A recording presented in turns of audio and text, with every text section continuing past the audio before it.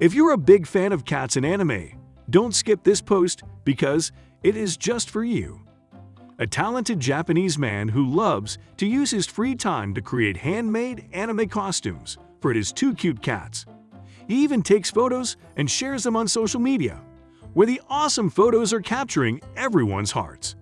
People can't get enough of the two cats' cuteness and can't stop sharing the photos with their friends. It is clear that people are sort of obsessed with it.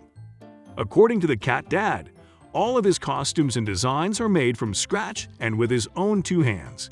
Most of them are based on those seen in productions from Studio Ghibli, a famous Japanese animation film studio. He even created a Twitter account Yaju Nico that dedicated to his cats and their little cute costumes. Now his account has more than 16,000 followers.